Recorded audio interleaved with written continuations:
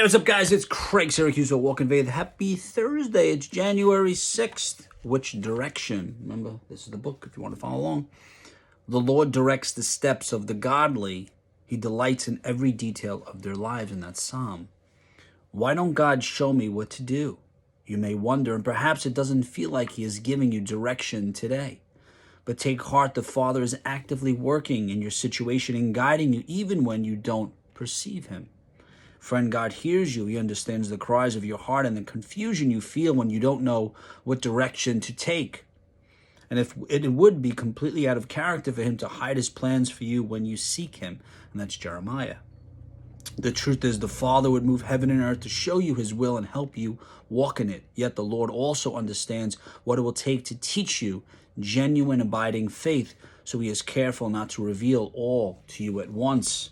Therefore, rest assured that even at this moment, the Father is teaching you to trust Him, and He will give you just enough light on the path to walk with Him one step at a time. Lord, I trust you. This is difficult, but I will walk in faith. Oh, look at that. That's the name of the show. I didn't know that was there.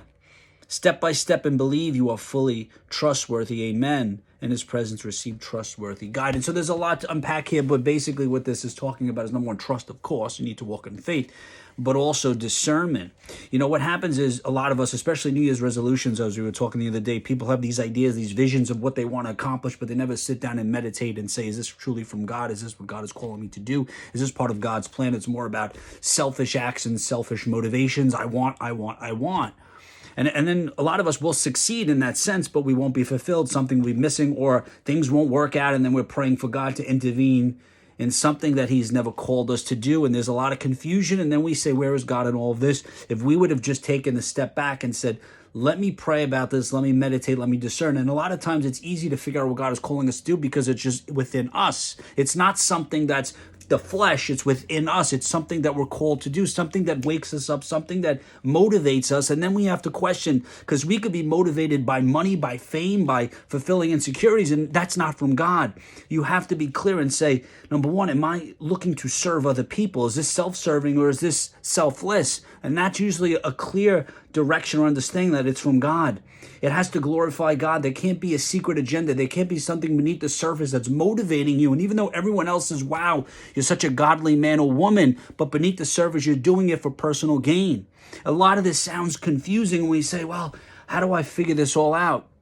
And the way you figure it all out is, number one, to be true and honest with yourself, because we all know the answer. We all know why we're motivated to do things. But we also have to understand the basic concept. It's steps. Things take time. So it's not that sometimes you expect God to just intervene and things are supposed to work out immediately. If we discern and we truly trust, we know it's our calling and it's part of our life's journey. It's not something that's going to happen overnight.